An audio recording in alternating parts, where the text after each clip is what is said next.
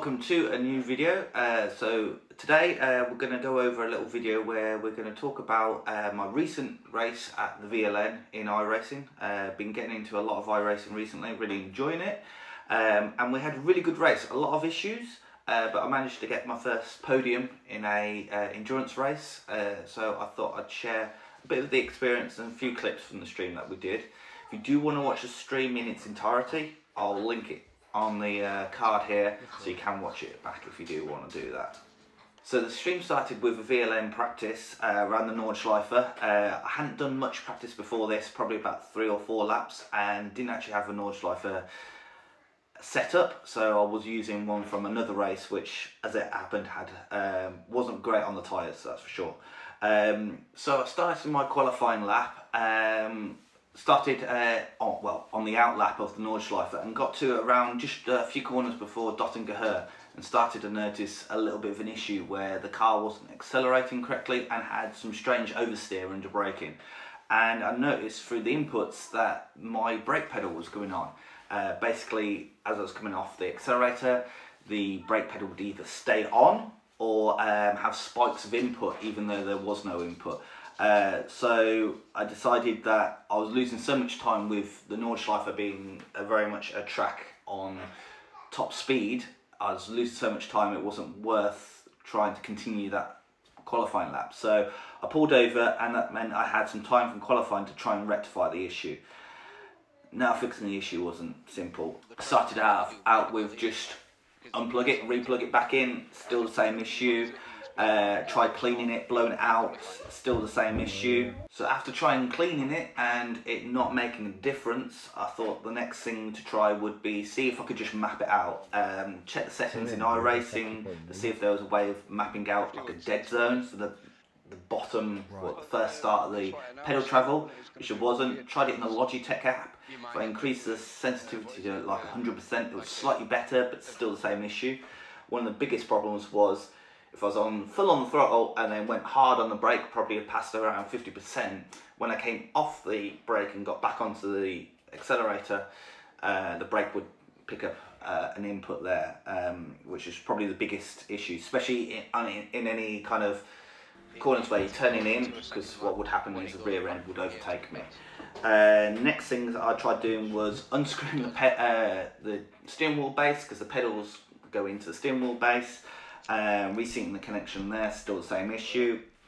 Final thing that I tried to do was remove the pedals. Now the pedals on my GT Omega are hard screwed into the base plate, so I had to find an Allen key, get them off. This is all during qualifying, and I tried cleaning them. Now when I tested them off the GT Omega, pressed the brake fully and it was working perfectly fine. So I was hopeful that that'd fix the issue. When I screwed it all back down, found the issue was still there.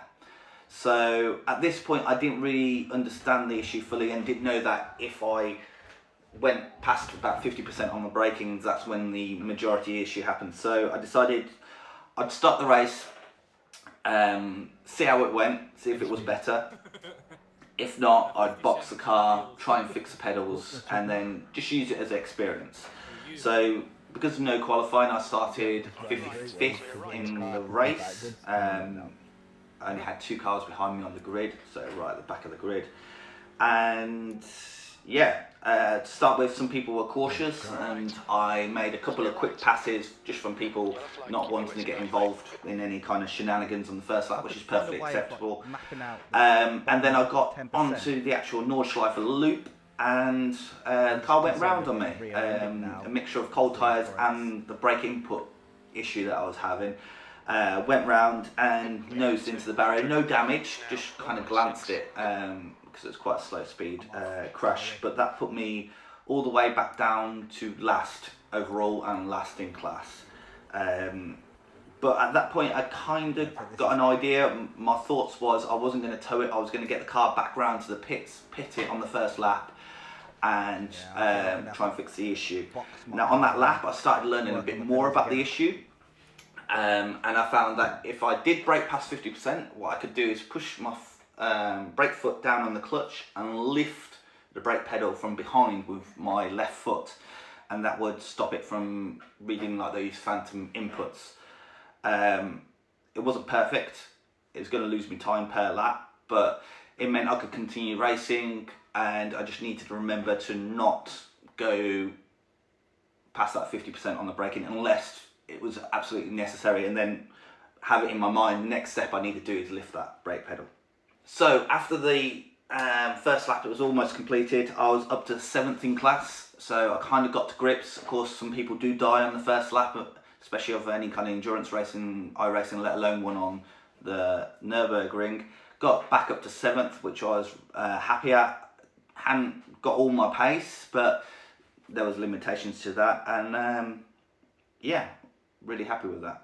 So we fast forward to lap 5, and now we got onto the back of Xavier.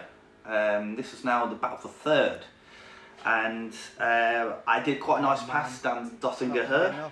So I followed Xavier down the Dottinger Her for pretty much the whole of it. I was behind him for quite a lot of the lap, and I thought this is my chance. So I dived to the inside, going underneath the Bilstein Bridge as we had a GT4 coming up on us. Yes, completed the pass, made the move stick, and then going through the fast chicane, just pushed too hard. I don't know why I went that aggressive, and got the rear end a little bit locked up, went too deep, and Xavier came back past us. So that wasn't perfect, but it meant that we had a good pace. We was rocking and rolling in this race.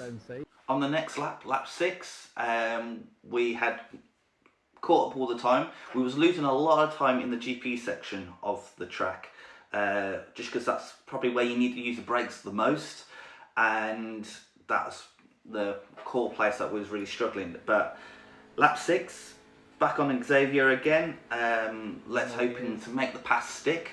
We was going down the Dottinger Her nicely in the slipstream, which can be a bit tricky in the TCR cars as they are gear limited. Again, I see a GT4 go past my left hand side, thinking, you know what, I best jump in that slipstream now.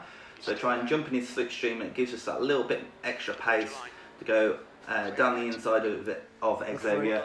Now we know we overran it last time, so just taking it a little bit more cautious through the fast chicane, and we managed to complete the move, which is really great. And that's us from 4th all the way up to 3rd in class, which really happy with. Right.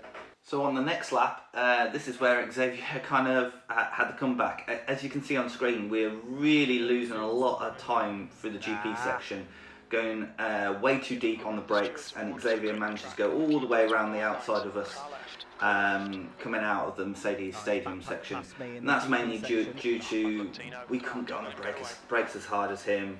I kind of got into the flow of where to brake and had my braking points, and yeah, you can see by the delta at the moment, 1.3 seconds off my reference lap time, and losing time all the way through the GP section. So yeah, we're going to have to pass him again, I suppose. But then later on the lap, this happened. So as we enter the Nordschleife loop, you can see that Xavier's built a 1.5 second gap up to us through the GP section where he has that extra pace.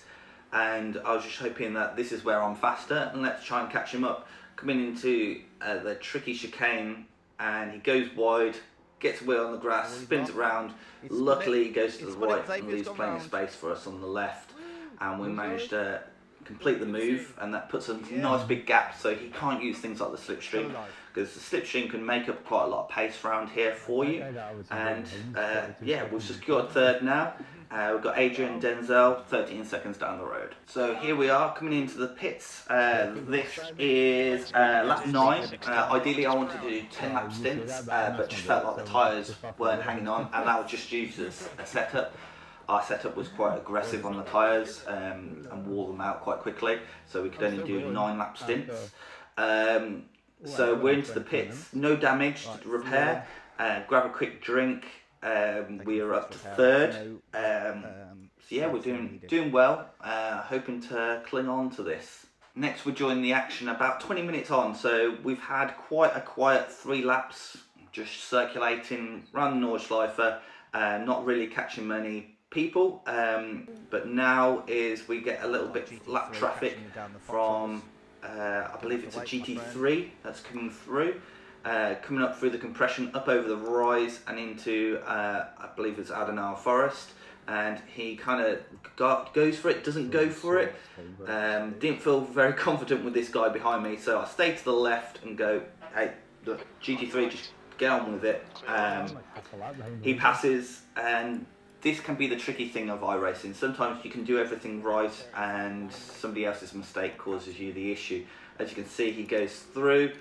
He's very wide through there and on the curb, loses the rear end, and my fear was he was going to come straight across us and take us out. Luckily, his car spun and he stayed on the grass and there was no contact and we survived. That's just luck of the draw. So we move on to lap 18. It's been a very quiet, 6 laps we had.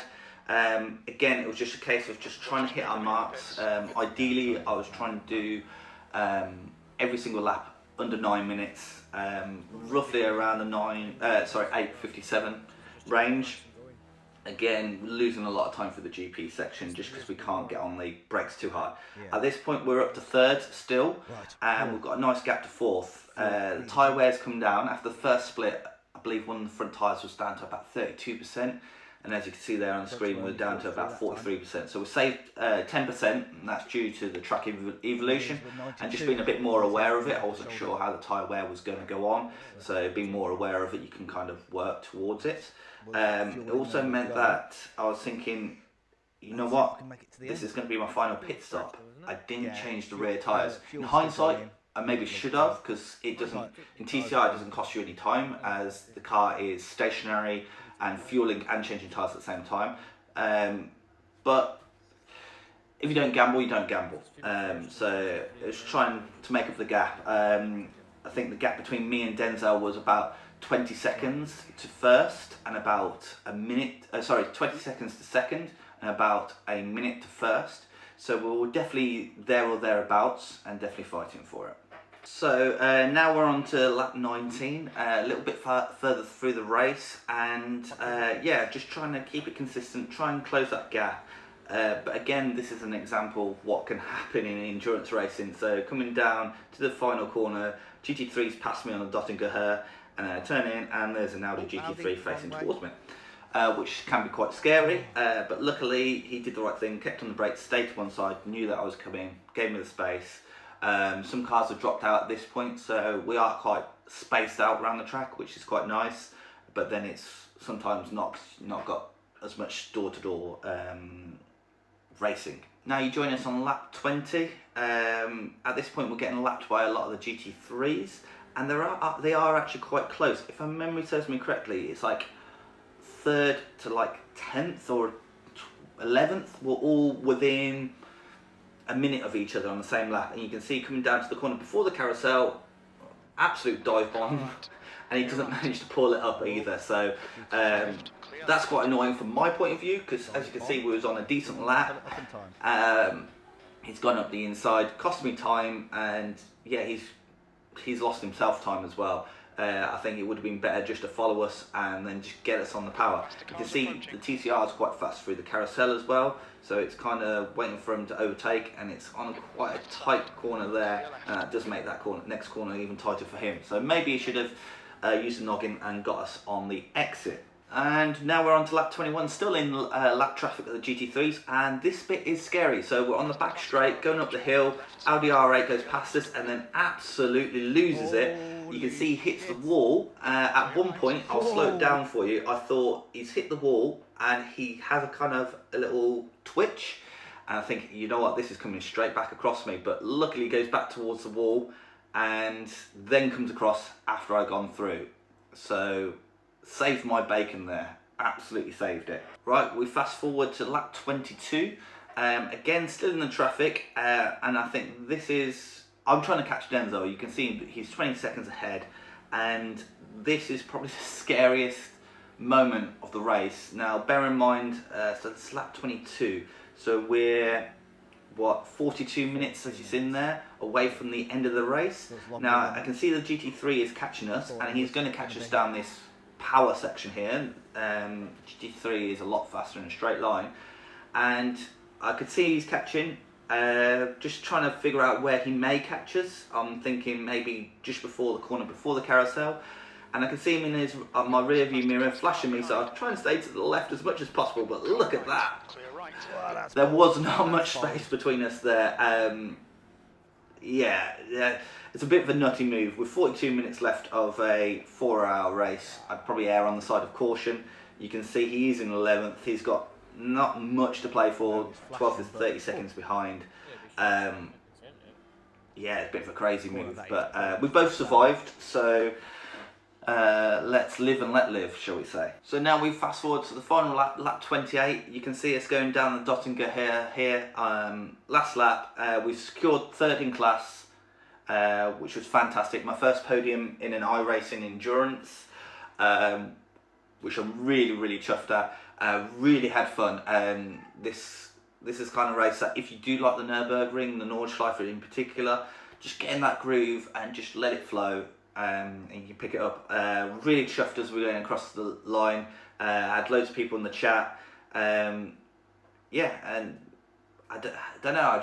It felt really good to take over my podium. Yeah, chuffed to the bottom of my heart. So if you enjoyed this, I hope you did. This is a little bit different, kind of with the cameras here, talking about the experience post when it had happened. If you did enjoy what you saw here, give it a like. If you really enjoyed it, give it a subscribe. That'd be fantastic. If you didn't like it, perfectly fine. Give me a thumbs down. Just let me know in the comments how I can do it better in the future, and I'll try and do that. And until the next time, goodbye and have a good one.